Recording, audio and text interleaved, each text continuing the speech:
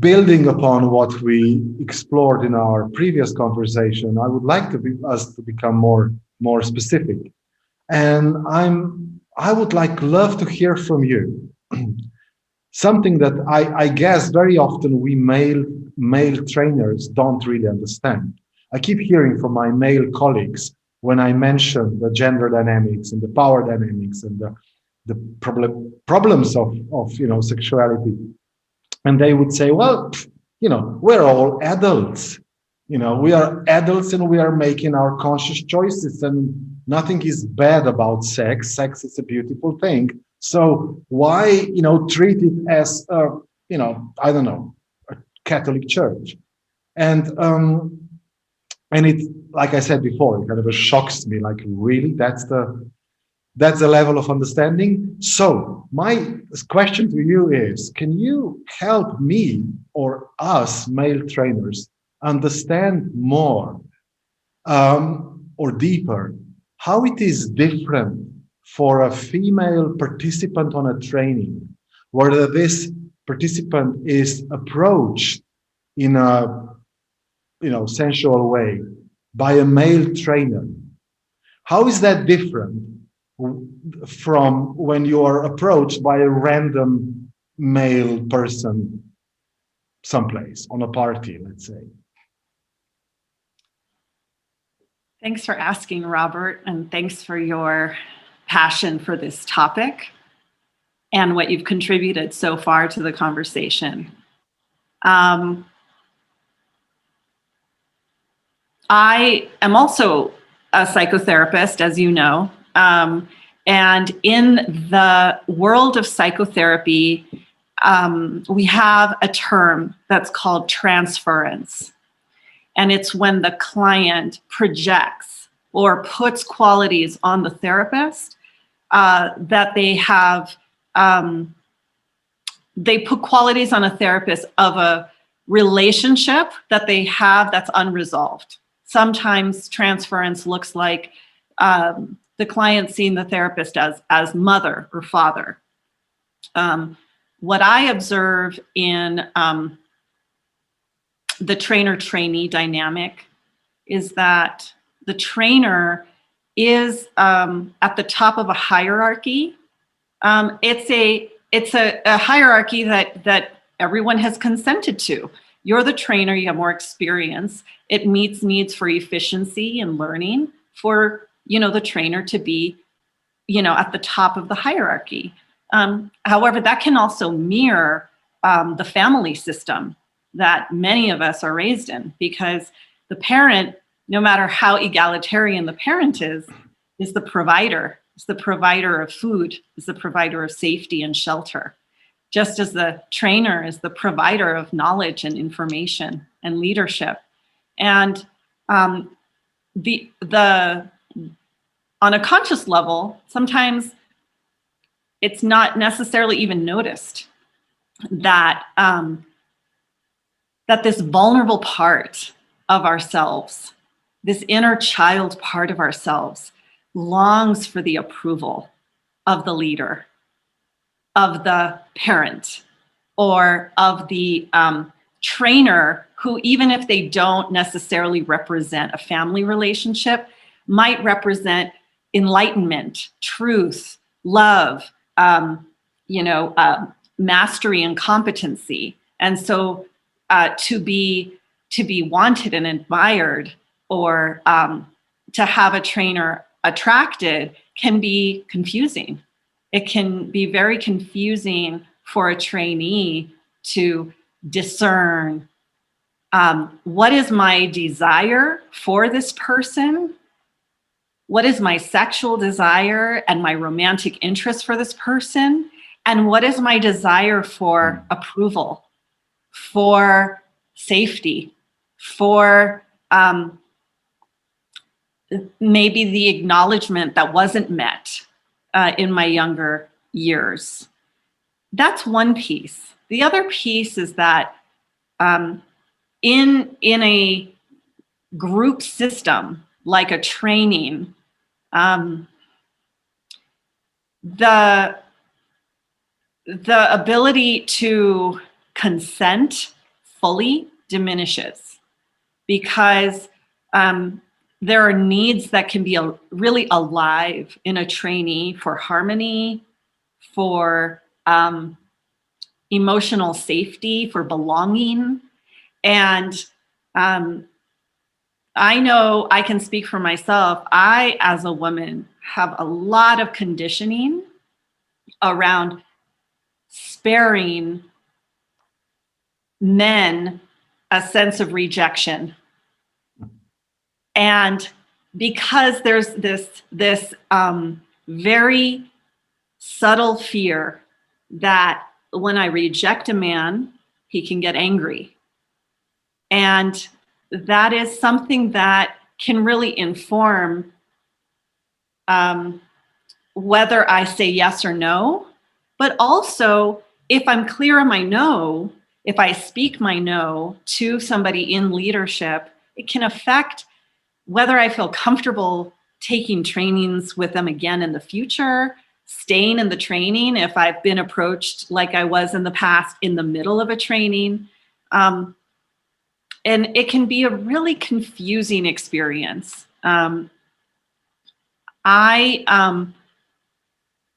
really want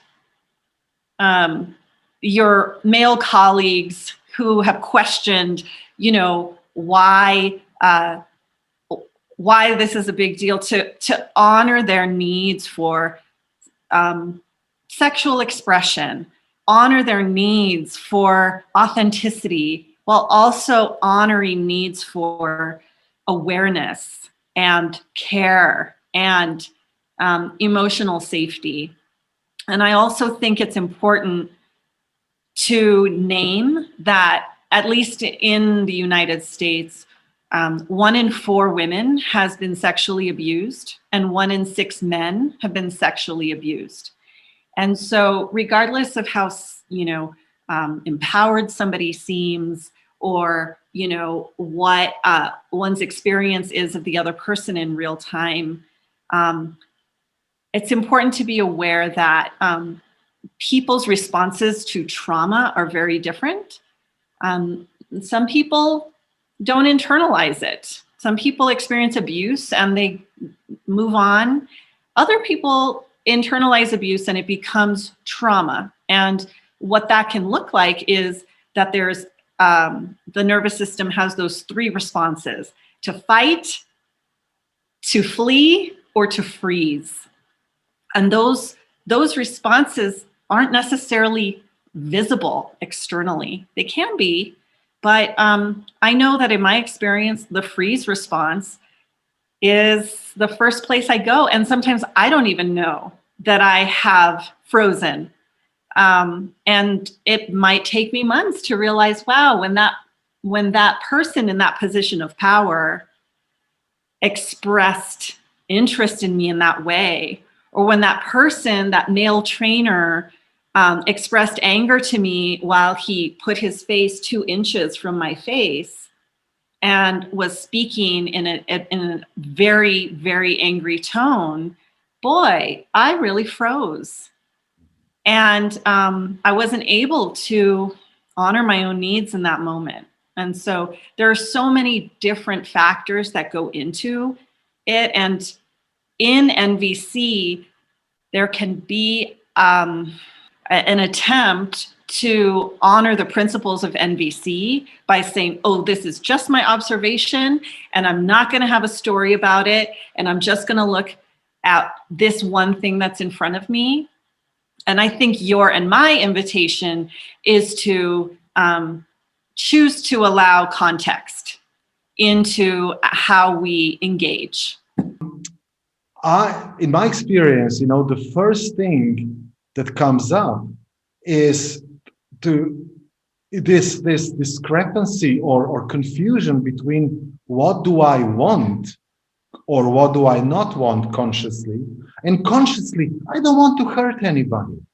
Consciously, I absolutely want everybody's needs to matter, and I want to be compassionate, I want to be open, and I want to be responsible.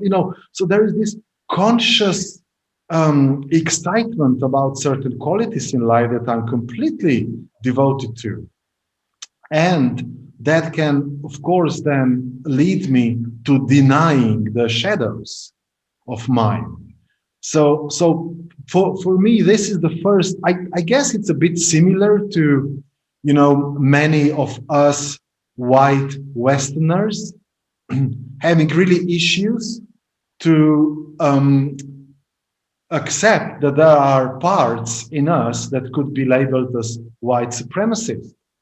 Because there is nothing in my consciousness that would want to be in any way connected to the values of what I imagine white supremacist values are. And that's, and so I want to keep this self-image, and then I'm kind of denying, pushing away, being afraid that if I open towards the shadow part, I may find something that's gonna be quite painful and disappointing for me to face. So that's, I think, one part. And the other part is that, and that I noticed also mostly when I was a psychotherapist, and it is that it meets so many needs, Ella. It meets so many, this longing for appreciation and for acknowledgement and being seen and being wanted and all of this, that my vulnerable little self had been wishing for and, fantasizing about. And now suddenly, I was this psychotherapist and there would be ladies coming to the therapy dressed up in the most outrageously sexy outfits, whispering, like after therapy, asking, "Oh, I'm so broken. Can I get a hug?" And I would, give them a hug. And then they would whisper in my ear, "I'm ready to go all the way." And as shocking as it was, and I'm very happy I never went with that, but I can remember it was also so nourishing in so many ways. It was so nourishing in my normal life out of being a psychotherapist. I never had this experience. I never had, women so openly wanting me. So it became like heaven. Like, luckily, I got some meta-awareness already. So then later on, when I became a trainer starting to work with groups, I was already aware of that. So I would never initiate a hug. I made some rules for myself. But nevertheless, it is so kind of intoxicating and tempting to just be there. There is a group of 20, 30, whatever, 40 people. And I share something and I share a joke. And boy, do they laugh out loud, like never in my normal life. This waterfall of appreciation and acknowledgement and acceptance and, being welcome in a way, being wanted is so strong, and it is so nourishing for the wounds and the lack of that it's like intoxicating. It's like, wow, so I can, that's my understanding. That then in the moment this counter transference happens, in the moment when this young lady walks in and says something to you as a trainer, that you believe that actually she actually likes me. Not me being a trainer, but she likes me. She sees me.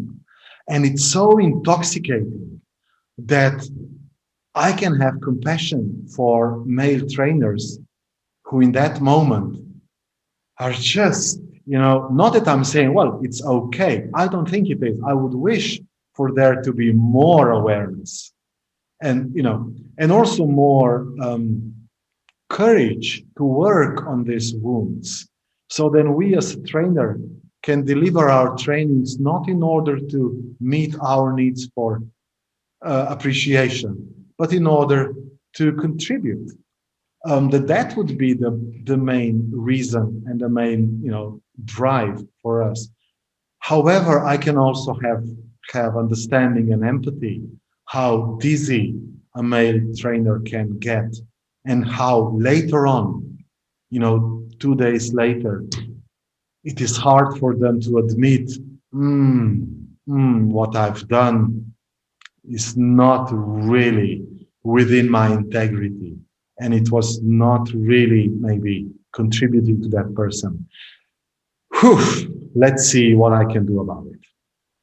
I'd love to ask a follow-up question, which Sure. is why you shared quite a bit about understanding the frame of mind and the needs of these male trainers who might engage in this behavior. Can you share a bit about why not, in your opinion? Why not go for it? Because from here, it's kind of sounding like, hey, I see why they would do that. So hey, I have an inner child too. So, and Sure. Robert will have compassion for me. So yeah.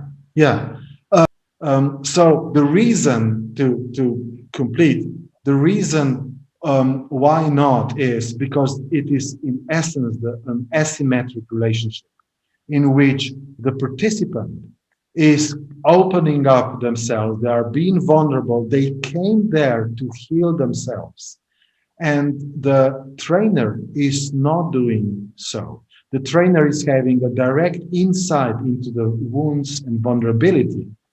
And there are projections, as you said, happening, transference and counter-transference right now in the space.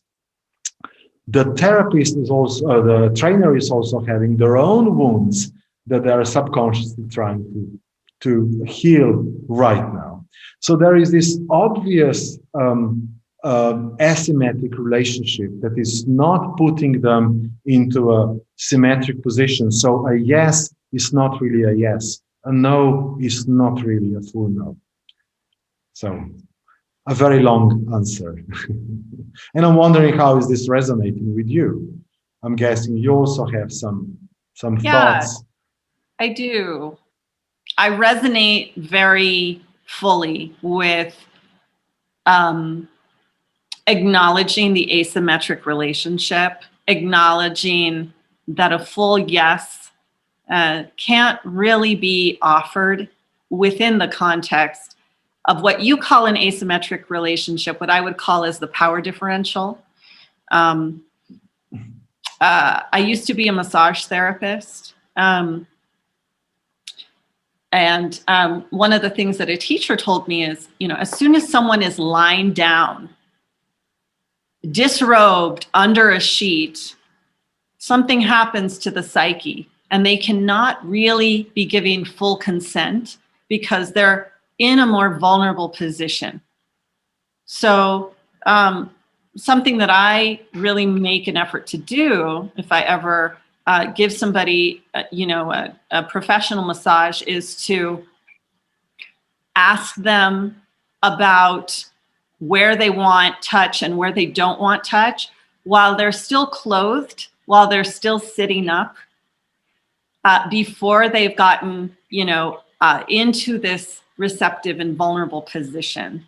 Similarly, when someone is in a training, exposing their wounds, diving deep into themselves, I would consider that like the metaphoric, emotional version of lying down on a table, nude underneath a sheet. There is a way in which someone is exposed, somebody is vulnerable, somebody is in a space of receptivity and openness that they don't necessarily walk through life with that level of openness on a daily basis. And so approaching someone when they're in that space is, not considering that context. So, Robert, I'm curious, what do you feel the trainers can do? What are strategies or ideas that you have on how trainers can take care of themselves instead of approaching trainees with romantic or sexual interest? Right. Wow. Yeah. I will say a few things that come up for me, and I'm pretty sure then you will have loads to add to. One thing is definitely, what many psychotherapeutic and organizations were exploring and are suggesting, for instance, to refrain from any sexually based or erotic sexually based touch or kind of erotic involvement at least year and a half or a year or 2 years. There are different ways after the therapy has been completed, or after the last training or something like this. I would definitely invite trainers to maybe entertain together with their friends what could be a guideline that I can put to myself. Something I will just draw a line. Like I mentioned in the previous conversation, I don't initiate a hug. So that's one on a training. I don't.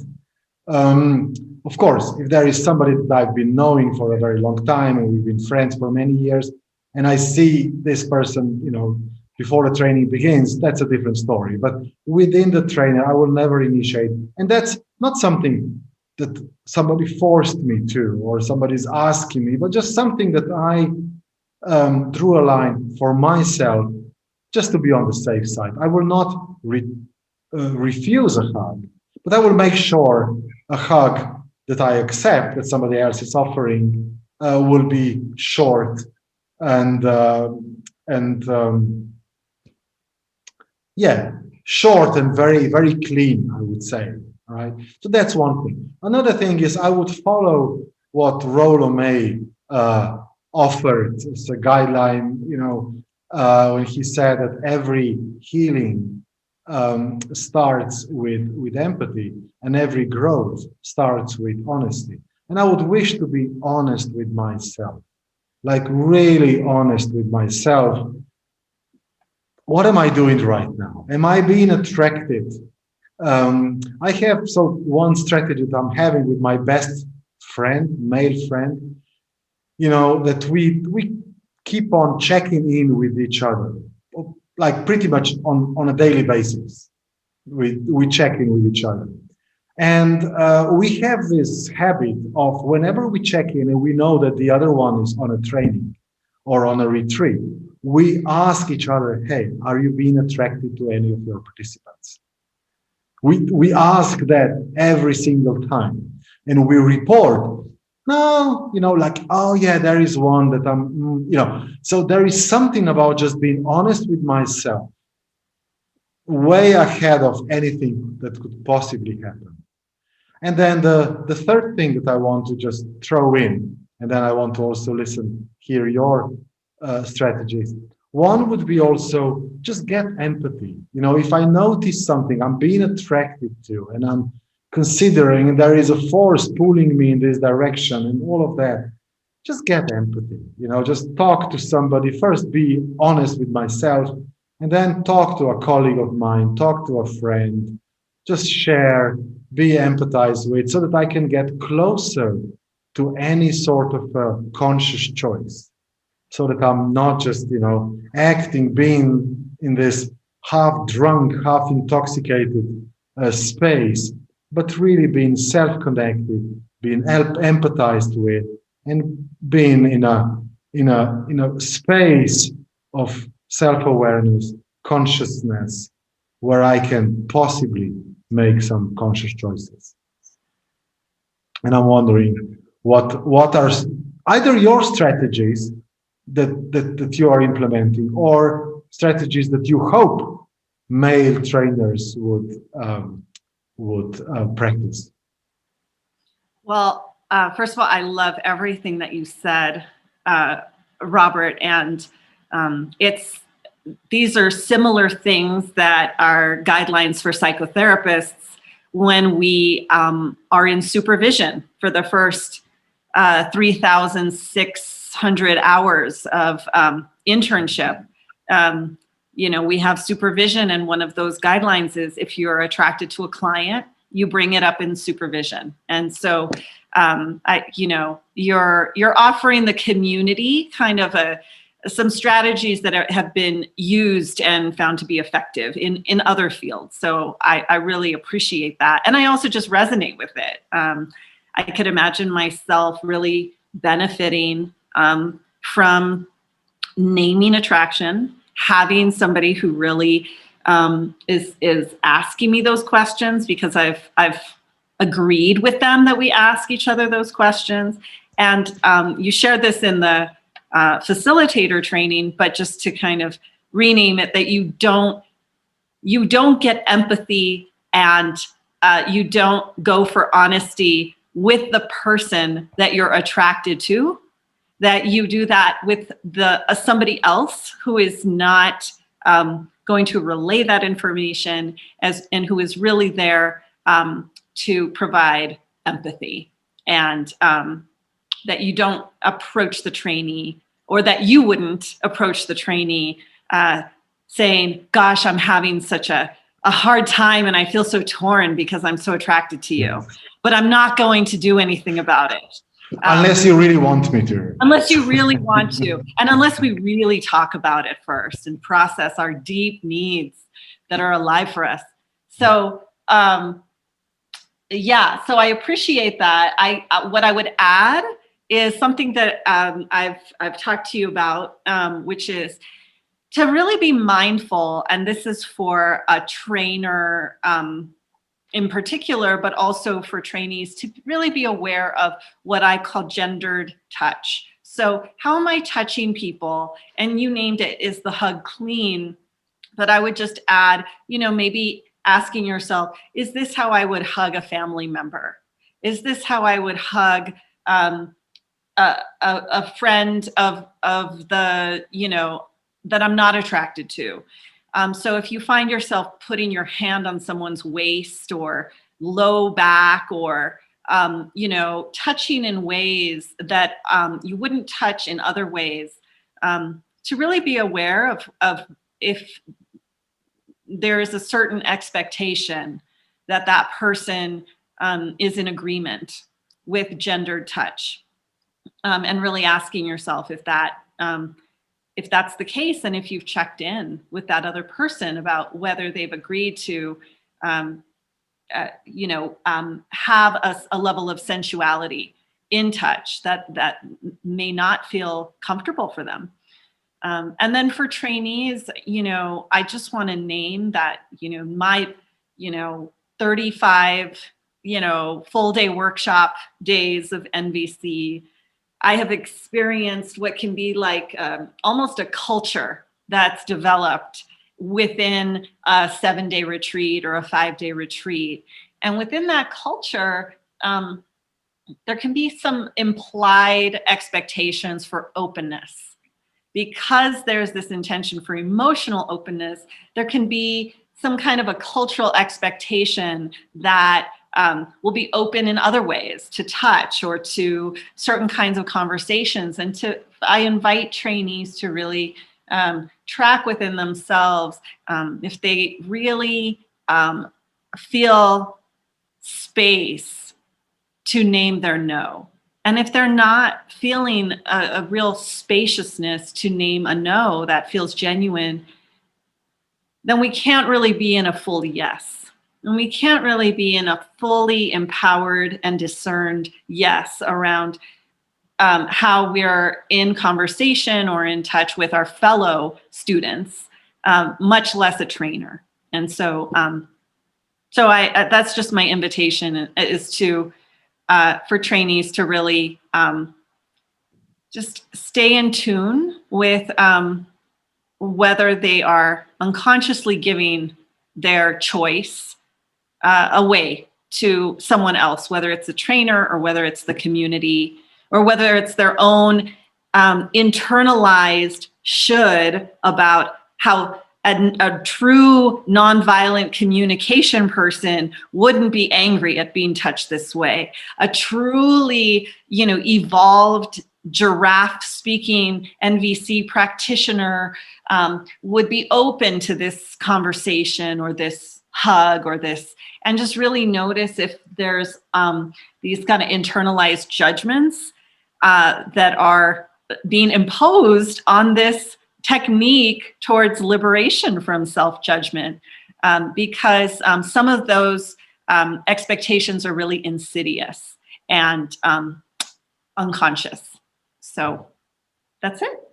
Thank you. Yeah, thank you. I'd like to add two little things that got inspired by listening to you. One is what I would maybe name for us trainers to take responsibility, not just when we hug. Let's say you were mentioning hug, not just where we place our hands, but also what we do with our energy. From my personal experience, I have experienced a few hugs in my life. I remember from participants for female participants that took my breath away, because energetically it was so erotic, so sensual, that I actually was shocked, like what's happening. And it was nothing about hands, and their bodies were not pressed towards my body more than in a regular hug. But there was something about intention behind, I guess, or something about energy. There was something going on there that completely took me by surprise, and it was absolutely not within a friendly good morning hug on a retreat. And and I believe that as trainers, our impact can be much bigger than the impact of the participant on a trainer. So I would just invite us to take responsibility and of that and make like really responsible and conscious choices. And the last thing I want to say is that I would also invite some self-compassion. That all these confusions that we might be having and trying to find the right way and then swinging left and swinging right, it's not because we are bad people and it's right and wrong and so forth, but we have all been wounded in very many ways, and we are doing our best in any given moment to meet our needs and to take the needs of other people into account. So I would also, invite us all to be gentle with ourselves, be fully responsible, but also gentle. Yes, the way I hugged somebody yesterday was a bit out of what I would consider with it to be my integrity, and okay, and then I am compassionate with myself, and I'm learning from this experience, and I share it with my colleagues, and I receive some empathy, and tomorrow I will not slip because my sense for balance will be better. So that's also what I would like to invite. Thank you so much for saying that, Robert. Both of those points are so important. And I think it's such a great way to end this conversation is to just offer, in the spirit of self-compassion, may we all hold ourselves gently as we move towards growth, meeting needs for integrity, meeting needs for emotional safety, meeting needs for respect and care, and at the same time, holding ourselves so tenderly for how earnestly we are working towards meeting, you know, the needs of everyone and living in a paradigm that everyone's needs matter.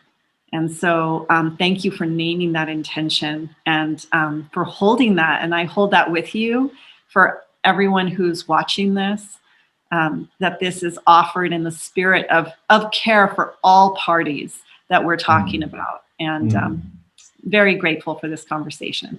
So thank you. Me too. Me too. Thank you.